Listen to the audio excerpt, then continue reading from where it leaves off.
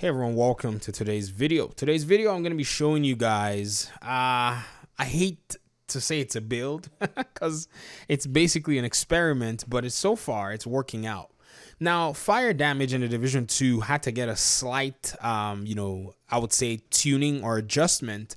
But before they actually made that adjustment, I figured out something that actually helped you to do some really good fire resistance. It's nothing novel. It's just running hazard protection. Now, a lot of folks are really downed by the fact that the former, I think it was the Hollow Man mask or so, that gave you like 20% or so, some crazy number of hazard protection, where you could literally stand in fire or poison from the outcast and you literally, nothing happened to you, nothing damaged you. Well, that system is gone. If you get into bleed or whatever right now, you're definitely going to take a beating on your agent. But if you take some time and make a little bit of sacrifice, that's the key.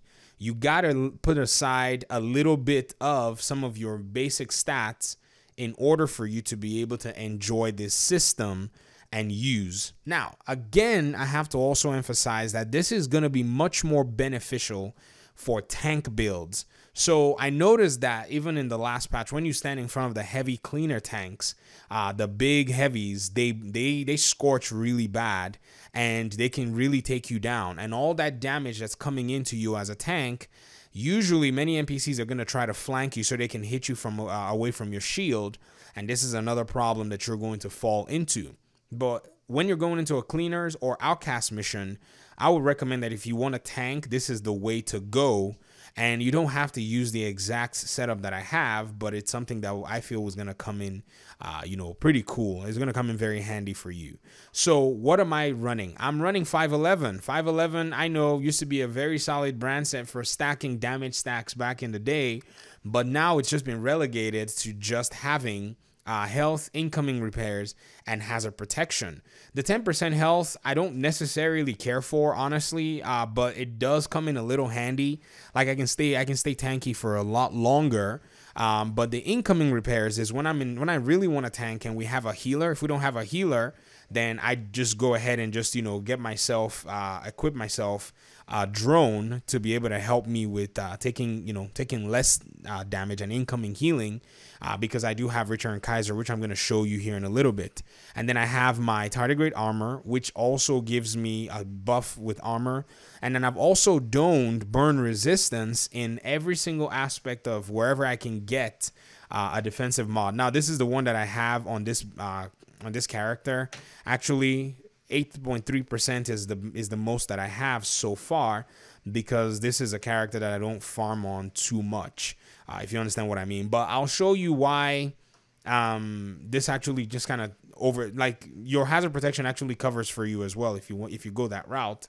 And then if you notice, I have my Richard Kaiser holster, which is the named holster, the Forge holster. This gives me 10% shield health, and then I also have repair skills as well, 15%. So what I'm gonna do is I'm just gonna go ahead and just maybe buff it to repair skills, or even make it status effect, depending on what I want to run. Because my shield builds are really weird. Sometimes I'll run a shield build and I'll run like an oxidizer or a fire starter. It's so weird. On the other hand, because if there's a healer on my team, then I don't need to be trying to heal myself. I just kind of walk into their healing AoE, and that helps me because I got incoming repairs that that quickly buffs me as fast as possible. My mask is just the regular mask. Armor, it does have status effect. I had to roll armor on there to be able to get my armor to 1.5 mil to stay as tanky as I possibly could. And then I got hazard protection here, and then I also got 17% incoming repairs, which also will kind of buff, complement the incoming repairs that I have here as well, to help me be able to soak up a whole bunch of healing while I'm at it. And then I also have armor on this particular piece as well. I have not tweaked any of these pieces yet, because I know my backpack, I have to support my team with that talent. So the unfortunate 5% critical hit chance, I don't need it. I'm a tank. I should have hazard protection here to be basically indestructible when I'm going into those missions with enemy NPCs that do a lot of this kind of exotic damage. I call it exotic damage because that's what we've called it from the Division 1. And then I have these pair of these gloves, 511 gloves. I'm accidentally destroyed the 511 gloves that actually was in that slot, which is it was just a bad move. If you look at the loadout itself, where is it? I call it exotic damage. This item is missing. I think I accidentally deconstructed it, but I had another pair of 511 gloves, and so that worked. And then I'm just using golden gear for armor for status effect. I don't know why I even have it. It's just because I wanted to just slap on one extra knee pad on there so that when I'm running, like I said, and I know why I have it, but I'm just being facetious. When I'm running like my oxidizer, or not oxidizer, when I'm running my fire starter, or I'm running something that applies status effect, this already gives me an extra status effect as well. It's just a fun play on the build. It's not an important piece. In fact, if I would say what you need to do for this build is that you take the 511 knee pads here, put on 511 knee pads for, the knee pad slot, and then here use the Motherly Love gloves for you to be able to get the extra skill health. Motherly Love glove is a what's that brand? It's an Alp Summit gloves, name gloves that you do if you complete your field research for the technician all the way through, I can't remember. I think you got to do it all the way through phase 2 or 3. You got to complete it, and then you're going to get access to the blueprint where you can then craft that from. Once I craft that, that's exactly the switch that I'm going to make, because my shield is going to even get more tankier, and I'm going to be able to take in a whole bunch of just regular shield damage, and then we're going to be able to go from there. If you notice, I already have my 511 knee pads just waiting in my stash. It's not even a matter of, if, it's a matter of just when I'm able to destroy, take out 2 hostiles with the same grenade. I think that's all that's left for me to get done with this build. But this experiment turned out to be very successful because I haven't seen a lot of players talk about how fire, has been a problem, the bane of their existence.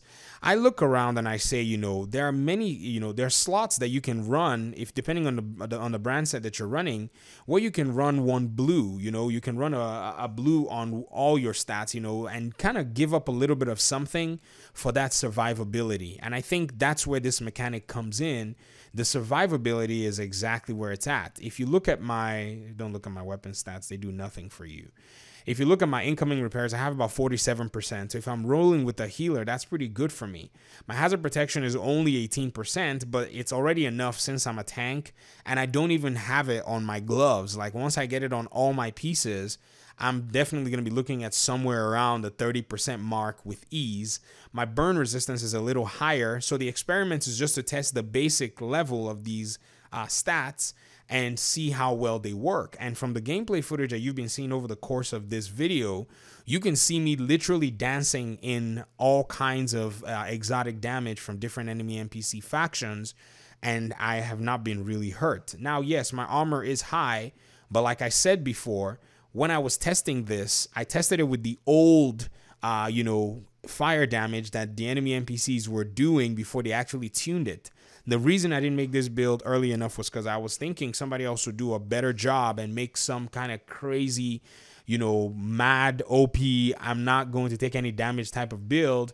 But no one so far in the community has actually touched it. So I decided, why not just go ahead and put the idea out there for the community and to start our conversation. So if anybody is running a build like this in their tank, modification, let me know. Or if anybody is using hazard protection as kind of a minor attribute to kind of help themselves stay alive, maybe bullet damage, that can't hit you while you're in cover, unless for the invisible weird bugs.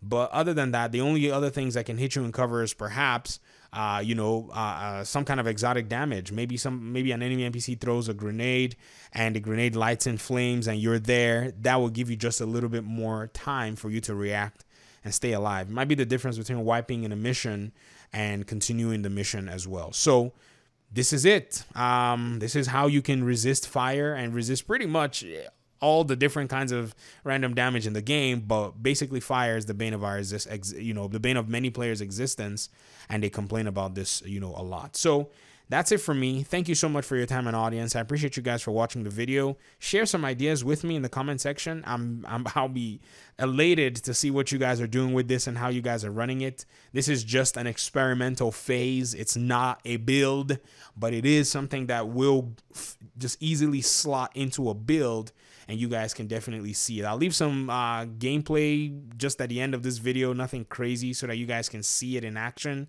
And that's it for me, and I'll see you in the next video. Peace. Reinforcements en route.